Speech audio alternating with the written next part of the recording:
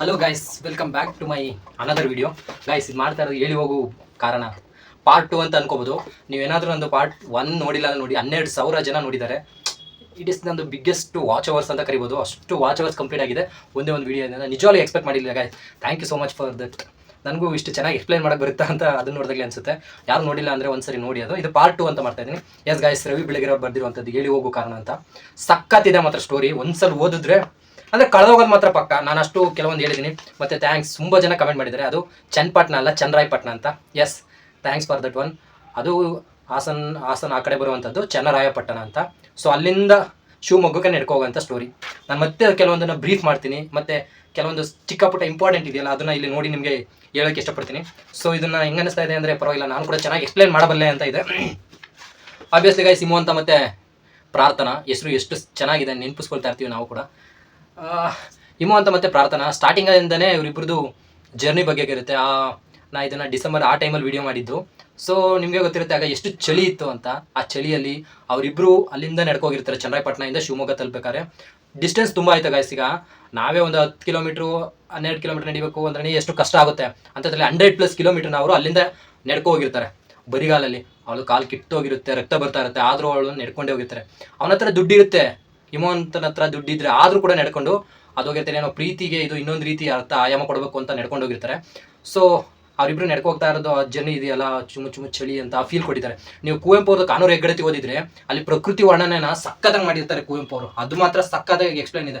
ಅಲ್ಲಿ ಅವರು ಏನಿರುತ್ತೆ ಕೆಸರು ತುಳ್ಕೊ ಹೋಗುವಂಥದ್ದು, ಅದು ನೇಚರು, ಅಕ್ಕಿ ಕೂಗ್ತಾ ಇರುವಂಥದ್ದು, ಅಲ್ಲಿ ಜನ ಯಾವ ಥರ ಮಾತಾಡ್ತಾ ಇದ್ದಾರೆ, ಇದನ್ನೆಲ್ಲ ಕೇಳೋದಕ್ಕೆ ಸಕ್ಕತ್ತಾಗಿರ್ತಿತ್ತು ಕುವೆಂಪು ಅವ್ರದ್ದು. ಅದೇ ರೀತಿ ಇಲ್ಲಿ ವರ್ಣನೆಗಳು ಆ ನೇಚರ್ದಿರಲಿ ಮತ್ತು ಅವ್ರದ್ದು ಯಾವ ರೀತಿ ಅಲ್ಲಿಂದ ಬರ್ತಾರಲ್ಲ ಅದ್ರದ್ದು ವರ್ಣನೆ ಚೆನ್ನಾಗಿದೆ. ಯಾರು ಏನೇನು ಬರ್ತಾ ಇದ್ದೀರಾ ಅಂತ ಕೇಳ್ತಾರೆ ನೋಡಿ. ಇಲ್ಲಿ ಸರ್ಕಲ್ನಲ್ಲಿ ಉರಿಯುತ್ತಿದ್ದ ಬೀದಿ ದೀಪದ ಬೆಳಕಿನಲ್ಲಿ ಅವನು ಮುಳ್ಳು ಮುಖ ಅಷ್ಟು ಗಡ್ಸಾಗಿ ಕಾಣ್ತು. ಯಾರು ಅಂತ ಕೇಳ್ತಾರೆ. ನಾನು ಹಿಮು ಅಂತ, ಇವಳು ಪ್ರಾರ್ಥನಾ ಅಂತ ಫಸ್ಟು ಪರಿಚಯ ಮಾಡ್ಕೊಳ್ತಾರೆ. ಚನ್ನರಾಯಪಟ್ಟಣದಿಂದ ಇಷ್ಟೊತ್ತಿಗೆ ಯಾವ ಬಸ್ಸು, ಟಿಕೆಟ್ ಎಲ್ಲಿ ಅಂತ ಕೇಳ್ತಾರೆ ಪೊಲೀಸ್. ಅವಾಗ ದಪೆ ಥರ ಅವನು ಇರ್ತಾನಲ್ಲ, ಅವನು ಹಿಮು ಅಂತನ ಉತ್ತರ ಏನು ಕೊಡಲ್ಲ. ಮುಖದ ಮೇಲೆ ಅವನು ಪೇದೆ ಇರ್ತಾನಲ್ಲ, ಅವನು ಆಶ್ಚರ್ಯಗೊಳ್ತಾನೆ. ಚನ್ನರಾಯಪಟ್ಟಣದಿಂದ ನಡ್ಕೊ ಬಂದಿದ್ದಾರಾ, ತಲೆ ಏನಾರು ಕೆಟ್ಟಿದೆಯಾ ಅಂತ ಕೇಳಿರ್ತಾರೆ. ಎಲ್ಲೋ ಮಿಸ್ ಆಗಿದೆ ದಾಖಲೆ ಎಲ್ಲ ಹೇಳ್ಕೊಬರ್ತಾರೆ. ಸೊ ಇಬ್ಬರಿಗೂ 18 ದಾಟಿದೆ. ಆಮೇಲೆ ಶಿವರಾತ್ರಿ ಆಮೇಲೆ ಹೇಳ್ಕೊಬರ್ತಾರೆ. 120 ರೂಪಾಯಿ ಇತ್ತು, 120 ರೂಪಾಯಿ ಇತ್ತು ಅವನ ಹತ್ರ. ಮತ್ತೆ ಇಬ್ಬರು ನಡ್ಕೊಂಡು ಹೋಗ್ತಾರೆ. ಸೊ ಶಿವಮೊಗ್ಗದಲ್ಲಿ ಮನೆ ಮಾಡಿದ್ದಾನೆ ಹಿಮು ಅಂತ. ಅಲ್ಲಿಂದ ಪ್ರಾರ್ಥನೆ ಕರ್ಕೊಂಡ್ಬಂದಿದ್ದಾರೆ. ಇದು 2 ರೀತಿ ಆಗುತ್ತೆ ಗೈಸ್. ಈಗ ಪ್ರಾರ್ಥನನ್ನ ನೀವು ನಿಮ್ಮ ಯಾರಾದರೂ ನೋಡಿರೋರು ಇರ್ಬೋದು, ಅವ್ರನ್ನ ಚೆನ್ನಾಗಿರೋನು ಊಹಿಸ್ಕೊಂಡ್ರೆ ಹಿಮವಂತನ ಕ್ಯಾರೆಕ್ಟರ್ ಹಂಗೆ ಊಹಿಸ್ಕೊಂಡಿರ್ತೀರ ಚೆನ್ನಾಗಿರ್ಬೇಕು ಅಂತ. ಸೊ ಆಗ ನಿಮ್ದು ಐಡಿಯಾಲಜಿ ಹೆಂಗೆ ಬರುತ್ತೆ. ಈಗ ಹಿಮವಂತ ಪ್ರಾರ್ಥನಾ ಅಷ್ಟು ಡೀಪಾಗಿ ಲವ್ ಮಾಡ್ತಾ ಇದ್ರು, ಅವ್ನ ಜೊತೆ ಬಂದಿದ್ದಾರೆ. ಇದನ್ನ ಇವಾಗ ಓಡೋಗ್ತಾರೆ ಅಂತ ಹೇಳೋದಾದ್ರೆ ಒಂಥರ ಆಗುತ್ತೆ. ಸೊ ಈ ಪ್ರೀತಿ ಮಾಡಿ ಕರ್ಕೊಂಡು ಬಂದಿದ್ದಾನೆ ಅವ್ನ ಜವಾಬ್ದಾರಿ ಅಂತ. ಪ್ರಾರ್ಥನಾ ಮನೆ ಬಿಟ್ಟು ಬರೋದಕ್ಕೂ ಕಾರಣ ಇದೆ. ನಿಮಗೆ ಫಸ್ಟ್ ಒನ್ನಲ್ಲಿ ಎಕ್ಸ್ಪ್ಲೇನ್ ಮಾಡಿದ್ನಲ್ಲ ಸೇಮ್. ಅವರ ಅಪ್ಪ ಮತ್ತು ಅವರ ಅತ್ತಿಗೆ ಅವ್ರದ್ದು ಏನು ಲೈಂಗಿಕ ಇದು ನೋಡಿ ಅವ್ರಿಗೆ ಬೇಜಾರಾಗಿರುತ್ತೆ ಅವಳಿಗೆ. ಅದಕ್ಕೋಸ್ಕರ ಅವಳು ಇವನ ಜೊತೆ ಬರೋಕ್ಕೆ ಒಪ್ಕೊಂಡಿರ್ತಾನೆ. ಸೊ ಇಬ್ಬರು ಬಂದಾಯಿತು. ಸೊ ಶಿವಮೊಗ್ಗದಲ್ಲಿ ಈಗ ಅವ್ನ ಮನೆಗೆ ಬಂದಾಯಿತು. ಅವನ ಹೆಸರು ರಸೂಲ್ ಜಮಾದಾರ್ ಅಂತ ಪೊಲೀಸ್ ಇದ್ನಲ್ಲ ಅವನು. ಇವನು ಇಂಪಾರ್ಟೆಂಟ್ ಕ್ಯಾರೆಕ್ಟರ್. ಇವನು ಹತ್ರ ಆಗ್ಬಿಡ್ತಾನೆ ಇವನು ಹಿಮವಂತನಿಗೆ. ನೆಕ್ಸ್ಟು ರಾತ್ರಿಯ 3ನೇ ಜಾವ ಹಾಗೆ ಆರಂಭ ಹೋಗಿತ್ತು. ರಾತ್ರಿ 3 ಗಂಟೆ ಅವರು ಅವಾಗ ಮನೆಗೆ ಹೋಗಿ ಸೇರ್ಕೊಳ್ತಾ ಇರೋದು. ಸೊ ಮಲಗ್ತಾ ಆಗೋದಾಗ ಅವನು ಬೀಗ ತೆಗಿತಾನೆ. ಚೆನ್ನಾಗಿರುತ್ತೆ. ಇದು ಸಖತ್ತಾಗಿ ಕೊಟ್ಟಿದ್ದಾರೆ. ಇಲ್ಲಿ ಸ್ವಿಚ್ ಆಗ್ತಾನೆ, ಬಾಗಿಲು ನಿಂತ್ಕೊಳ್ತಾನೆ, ಹೆಬ್ಬಳು ಗಾಯ ನೋಡ್ಕೊಳ್ತಾನೆ. ಪ್ರಾರ್ಥನಾ ಅಷ್ಟು ಕಿಲೋಮೀಟರ್ ನಡ್ಕೊ ಬರುತ್ತೆ. ಪ್ರೇಮಕ್ಕೆ ಅಷ್ಟೊಂದು ಶಕ್ತಿ ಇದೆಯಾ ಅಂತ ಅನ್ಕೊಳ್ತಾ ಇರ್ತಾರೆ. ಸಪ್ತಪದಿಗೆ ಮುಂಚೆ ಇದು ಹಾಕಿದ್ದ ಹೆಜ್ಜೆಗಳು ಇದನ್ನೆಲ್ಲ ನೆನ್ಪಿಟ್ಕೋಬೇಕು ಅಂತ. ಚನ್ನರಾಯಪಟ್ಟಣ ಶಿವಮೊಗ್ಗ ಅಂದರೆ ತುಂಬ ಹತ್ರ ಇದೆಯಾ, ದೂರ ಅಷ್ಟುಗೆ ನೋಡಿ. ಈಗ ಅಣ್ಣ ಅದಕ್ಕೆ ಹೆಂಗಿರ್ತಾರೆ, ನಾನು ಹುಡುಕ್ತಾ ಇರ್ತಾರೆ ಮನೇಲಿ, ನನ್ನೇನೇನು ಹುಡುಕ್ತಾರೆ ಅಷ್ಟು ಅಂದ್ಕೊಂಡಿರ್ತಾರೆ. ಆಗ ಅವನೊಂದು ಸ್ಟವ್ ಮೇಲೆ ಇಟ್ಟು ಬಿಸಿ ನೀರು ಕಾಯಿಸ್ಕೊಡ್ತಾನೆ. ಅವಳು ಕಾಲು ತೊಳೆದು ಸ್ವಲ್ಪ ಮುದು ನೀಡ್ದಂಗೆ ಆಗುತ್ತೆ. ಎಷ್ಟು ಫ್ರೆಶ್ನೆಸ್ ಸಿಗುತ್ತೆ ಅವಳಿಗೆ. ಬಲಗಾಲಿನ ಜೊತೆಯಲ್ಲಿ ಹುಟ್ಟಿದೆ ಅಲ್ವಾ. ತುಂಬ ಜನ ಎಡಗಾಲು ಇಟ್ಟು ಬರಬೇಡ ಅಂತ ಹೇಳ್ತಾರಲ್ಲ. ಎಡಗಾಲು ಬಲಗಾಲು 2 ಒಟ್ಟೆ ಟೈಪ್ ತಾನೇ ಹುಟ್ಟಿದ್ದು. ಅದ್ಯಾಕೆ ಅಶುಭ, ಇದ್ಯಾಕೆ ಶುಭ, ಇದನ್ನು ಹೇಳ್ತಾ ಇರ್ತಾರೆ. ನೆಕ್ಸ್ಟು ಹಳೆ ಸೈಕಲ್ಲು ಕಡೆಗೆ ಕೆಲಸಿದ ಅವನೊಂದು ಸಮಾಧಾನ ಇಂಟಿಸಿರು.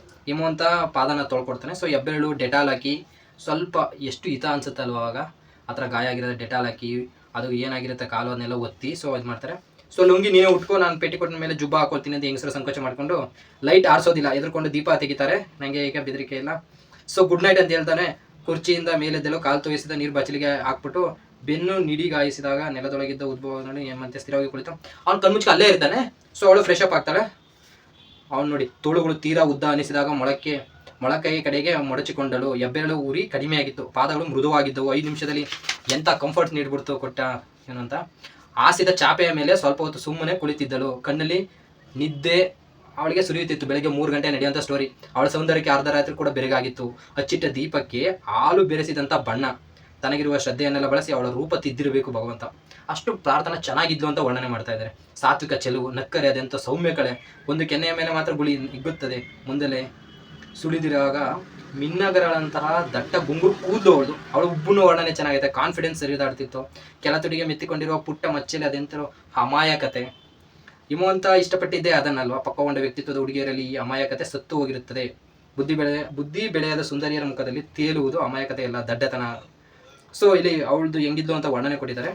ಸೊ ಅದಾದಮೇಲೆ ಪ್ರಾರ್ಥನೆಗೆ ನಿನಗೆ ಏನಾಗಬೇಕಂತ ಆಸೆ ಇದೆ ಪ್ರಾರ್ಥನಾ ಅಂತ ಕೇಳಿದ್ರೆ, ಸೊ ಅವಳು ಅವಾಗ ಹೇಳಿರ್ತಾಳೆ, ನಾನು ಡಾಕ್ಟರ್ ಆಗಬೇಕು ಅಂತ ಲಕ್ಷಾಂತರ ಮಕ್ಕಳಿಗೆ ಅಮ್ಮನಾಗಬಲ್ಲ ಅಂತ ಮಕ್ಕಳು ಡಾಕ್ಟರ್ ಆಗಬೇಕು ಅಂತ ಹೇಳಿರ್ತಾಳೆ ಅವಳು. ಆವಾಗ ಅವನು ಹೇಳಿರ್ತಾನೆ, ಇವನ್ನ ಡಾಕ್ಟರ್ ಮಾಡಬೇಕು ಅಂತ ಅಂದ್ಕೊಂಡಿರ್ತಾನೆ. ನನ್ನ ಹತ್ರ ಜೇಬ್ನಲ್ಲಿರೋದೇ 180 ರೂಪಾಯಿ, ನಾನು ಡಾಕ್ಟರ್ ಮಾಡ್ತೀನಿ ಅವಳ ಅಂತ ಅವ್ನು ಅಂದ್ಕೊಂಡಿರ್ತಾನೆ. ಆಮೇಲೆ ಓಕೆ ಅವಳು ಡಾಕ್ಟರ್ ಆಗ್ತಾಳ, ಈ ಥರ ಬರುತ್ತೆ. ಹಸಿವು ನೋಡಿ, ಇದೊಂದು ಲೈನ್ ಸಖತ್ತಾಗಿದೆ ಇದು ಈ ಬುಕ್ಕಲ್ಲಿ. ಹಸಿವು ಮತ್ತು ಕಾಮ ಎರಡೂ ಹಾಗೇನೆ ಪ್ರಾರ್ಥನಾ. ಅದುಮಿದಷ್ಟು ಬಾಧಿಸುತ್ತದೆ, ತಣಿಸಿದಷ್ಟು ಕೆರಳುತ್ತವೆ. ಕಷ್ಟಪಟ್ಟು ನಿರ್ಲಕ್ಷ್ಯ ಮಾಡಿ ನೋಡು, ಅವು ಕ್ರಮೇಣ ತಣ್ಣಗಾಗುತ್ತವೆ. ಆಗಷ್ಟೇ ತಂದ ಇಡ್ಲಿ ಚೂರೊಂದನ್ನು ಮುರಿದು ಬಾಯಿಗಿಟ್ಟುಕೊಳ್ಳುತ್ತಾ ಹೇಳಿದ ಹಿಮವಂತ. ಅಂದರೆ ಬೆಳಿಗ್ಗೆ ಅಷ್ಟೊತ್ತಿಗೆ ಹೋಗಿ ಹೋಟೆಲ್ಲಿ ಇಡ್ಲಿ ತಗೊಬಂದಿದ್ದಾನೆ. ಸೊ ಇಡ್ಲಿ ಕೊಟ್ಬಿಟ್ಟು ಹೇಳಿದ್ದಾನೆ ಅವನು ಈ ಮಾತನ್ನ. ಸೊ ನೆಕ್ಸ್ಟು ಏನು ಮಾಡಬೇಕು ಅಂತ ಇಬ್ಬರು ಪ್ಲ್ಯಾನ್ ಮಾಡ್ತಾರೆ. ಬೆಳಗ್ಗೆ ನೀನು ಲೈಬ್ರರಿಲಿರೋ, ನಾನು ದಾವಣಗೆರೆಗೆ ಹೋಗಿ ದಾವಣಗೆರೆಯಲ್ಲಿ ಕಾವೇರಮ್ಮನ ಮೀಟ್ ಮಾಡ್ತೀನಿ ಅಂತ ಹೇಳ್ತಾನೆ. ಕಾವೇರಮ್ಮ ನಿಮಗೆ ಗೊತ್ತಿದೆಯಲ್ಲ, ಯಾರು ಹೇಳಿ ಕಾವೇರಮ್ಮ?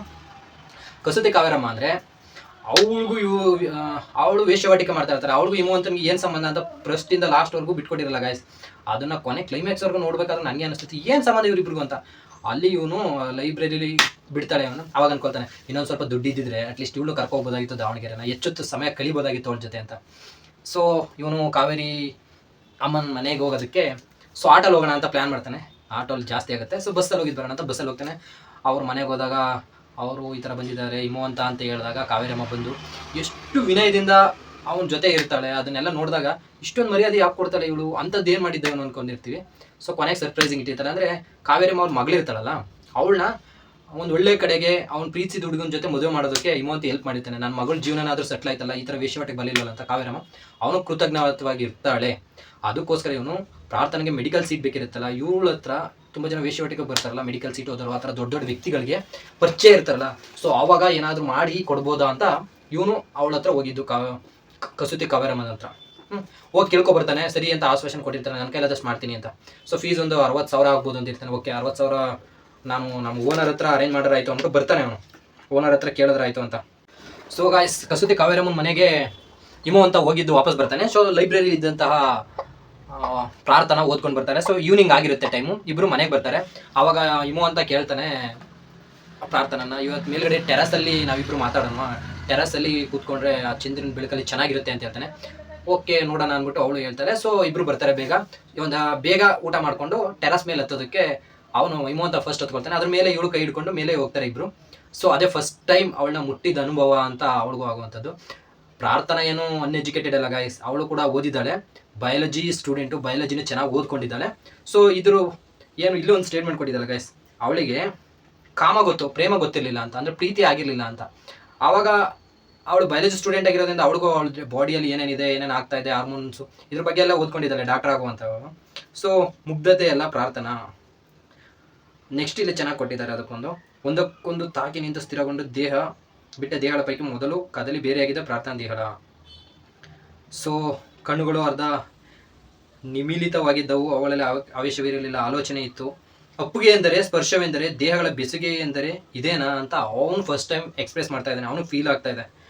ಎಸ್, ಪ್ರಾರ್ಥನಾ ಅವ್ನು ಹೇಳ್ಕೊಳ್ತಾ ಇರೋದು ಯಾವಾಗಲೂ ಅಷ್ಟೇ, ನಾನು ಪ್ರಾರ್ಥನಾನ ಪ್ರೀತಿಸ್ತಾ ಇದ್ದೇನಾ, ಪ್ರೀತಿ ಅಂದರೆ ಇದೇನಾ, ಅವಳನ್ನ ಮದುವೆ ಆಗೋಷ್ಟು ಪ್ರೀತಿಸ್ತಾ ಇದ್ದೀನ, ಅವಳು ನನ್ನ ಮದುವೆ ಆಗೋಷ್ಟು ಪ್ರೀತಿಸ್ತಾ ಇದ್ದಾಳ, ಅಷ್ಟೊಂದು ಇಷ್ಟಪಟ್ಟಿದ್ದಾನ. ಒಂದು ಹುಡುಗಿ ಆ ಥರ ಮನೆಯವ್ರನ್ನೆಲ್ಲ ಬಿಟ್ಟು ನನ್ನ ಜೊತೆ ಬರ್ತಾ ಇದ್ದಾಳೆ ಅಂದರೆ ನಾನು ಅವಳಿಗೆ ಅಷ್ಟು ಪ್ರೀತಿ ಕೊಡಬಲ್ಲೇನಾ, ಮದುವೆ ಆಗೋಷ್ಟು, ಅವಳಿನ್ನು ಲೈಫ್ ಲಾಂಗ್ ನನಗಿರೋ ಅಷ್ಟು ಅಂತ ಯಾವಾಗಲೂ ಅವ್ನು ಹೇಳ್ಕೊಳ್ತಾ ಇರ್ತಾನೆ ಇದನ್ನು.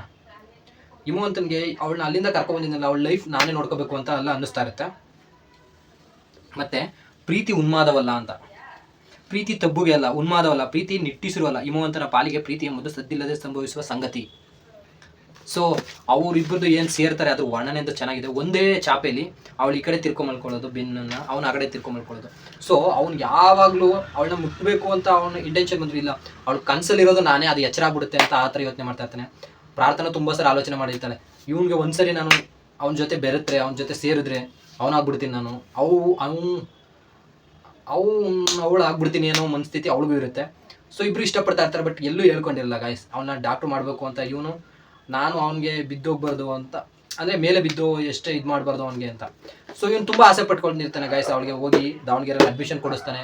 ಯಾವಾಗ ಇವಳು ಒಂದ್ಸರಿ ದಾವಣಗೆರೆಗೆ ಹೋಗ್ತಾಳೆ, ಅಲ್ಲಿ ಉರ್ಮಿಳೆ ಪರಿಚಯ ಆಗುತ್ತೆ. ಉರ್ಮಿಳೆ ಕ್ಯಾರೆಕ್ಟರ್ ಹೆಂಗೆ ಅಂದರೆ ಗಾಯ್ಸ್, ಒಂದು ಇನ್ನೋಸೆಂಟ್ ಹುಡುಗಿ ಇದ್ರೆ ಇವಳು ಡೆಡ್ ಆಪೋಸಿಟು. ಯಾವ್ದಾದ್ರು ಮೂವಿಗಳಲ್ಲಿ ಯಾವುದಿರ್ಬೋದು, ಮೂವಿಗಳಲ್ಲಿ ಹೇಳ್ಬಿಟ್ರೆ ಒಂದು ಸ್ವಲ್ಪ ಡಿಸಪಾಯಿಂಟ್ ಆಗುತ್ತೆ ಗಾಯ್ಸ್, ಬೇಡ.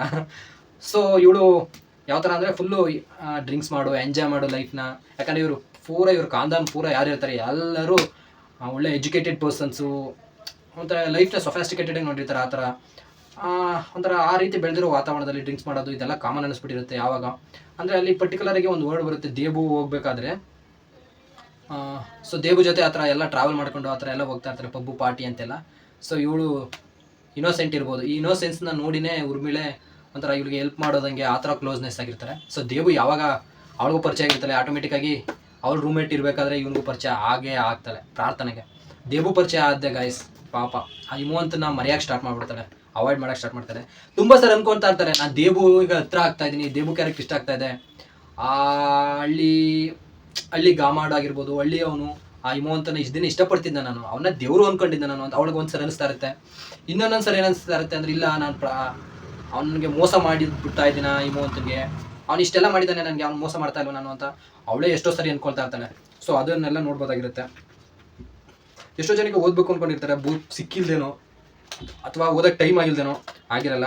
ಇದರಲ್ಲಿ ಅಟ್ಲೀಸ್ಟ್ ಕೇಳ್ಕೊಂಡೆ ನನ್ನ ಸ್ಟೋರಿನ, ಅದು ಕಂಪ್ಲೀಟ್ ಅರ್ಥ ಬರುತ್ತೆ ನಿಮಗೆ. ಸೊ ನೆಕ್ಸ್ಟು ಉರ್ಮಿಳೆ ಮತ್ತು ದೇಬು ಇವರೆಲ್ಲ ಒಂದ್ಸರಿ ಶಿವಮೊಗ್ಗಕ್ಕೆ ಬಂದಿರ್ತಾರೆ, ಅಲ್ಲಿರುವಂತಹ ಹಿಮವಂತ ನೋಡೋದಕ್ಕೆ. ನೋಡ್ತಾರೆ, ಆವಾಗ ಹೋಗಿ ಪ್ರತ್ಯಕ್ಷವಾಗಿ ಆಶೀರ್ವಾದ ತಗೊಳ್ತಾರೆ. ಆವಾಗ ನೋಡ್ಬಿಟ್ಟೆ ದೇಬು ಒಂಥರ ಆಗೋದು, ಇಷ್ಟೊಂದು ಪ್ರೀತಿ, ಇಷ್ಟೊಂದು ಭಕ್ತಿ ಇದೆಯಾ ಇವಳಿಗೆ, ಅಷ್ಟೊಂದು ಭಕ್ತಿ ಇರ್ಬೋದಾ ಇನ್ನೊಂದು ವ್ಯಕ್ತಿನ ಅಷ್ಟೊಂದು ಪ್ರೀತಿಸ್ಬೋದಾ ಅಂತ, ಅದು ಡಾಕ್ಟರ್ ಓದೋ ಹುಡುಗಿ ಅಂತ. ಆವಾಗ ಇವನಿಗೆ ಆಟೋಮೆಟಿಕ್ ಸ್ವಲ್ಪ ವಾಲ್ತಾ ಇರ್ತಾನೆ ಅವನು. ಇವನಿಗೆ ಅಂತ ಹುಡುಗಿ ಚಟ ಜಾಸ್ತಿ ಇರುತ್ತೆ ದೇಬುಗೆ.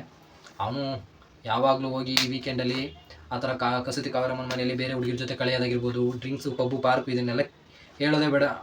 ಅವನು ದೇಬು ಅವ್ರದ್ದು ಒಂಥರ ಒಳ್ಳೆ ರಾಯಲ್ ಫ್ಯಾಮಿಲಿ ಅವ್ರದ್ದು, ಚಟ್ಟೋಪಾಧ್ಯಾಯ ಅಂತ ಇರ್ತಾರೆ ಸರ್ನೇಮ್ದು ಅವ್ರ ಮನೆ.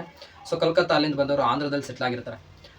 ಸೊ ಈಗ ನೀವು ನೋಡಿರ್ತೀರಲ್ಲ, ನೆಕ್ಸ್ಟ್ ಏನಾಗುತ್ತೆ ಅಂದರೆ ಆಟೋಮೆಟಿಕ್ಕಾಗಿ ಅವನು ಉರ್ಮಿಳೆ ಜೊತೆ ಅವತ್ತು ನೈಟ್ ಅಲ್ಲಿ ಹೋಗ್ತಾನೆ. ಇವರು ಪ್ರಾರ್ಥನಾ ಮತ್ತು ಹಿಮವಂತ ಒಂದೇ ರೂಮಲ್ಲಿದ್ದರು, ಯಾವತ್ತೂ ಕೂಡ ಅವರಿಬ್ಬರು ಲೈನ್ ಕ್ರಾಸ್ ಮಾಡಿರಲ್ಲ. ಅವಳ ದೇಹ ಬಯಸಿರಲ್ಲ ಅವನು, ಅವಳ ಪ್ರೀತಿ, ಅವಳನ್ನ ಪಡ್ಕೊಳ್ಬೇಕು, ಅವಳು ಡಾಕ್ಟ್ರು ಮಾಡಬೇಕು, ಕೊನೆಗೆ ಮದುವೆ ಆಗಬೇಕು, ಆಮೇಲೆ ಎಲ್ಲ ಮಾಡಬೇಕು. ಆ ಮಗು ನೆಕ್ಸ್ಟ್ ಮಗು ಆಗುತ್ತಲ್ಲ ಅದಕ್ಕೂ ಹೆಸರಿಟ್ಟಿರ್ತಾನೆ ಅವನು, ಅಷ್ಟು ಮುಂದುವರೆದಿರ್ತಾನೆ ಅವನು ಹಿಮವಂತ. ಆ ಮಗು ಹೆಸರೇನಂತ ಗೊತ್ತಾ?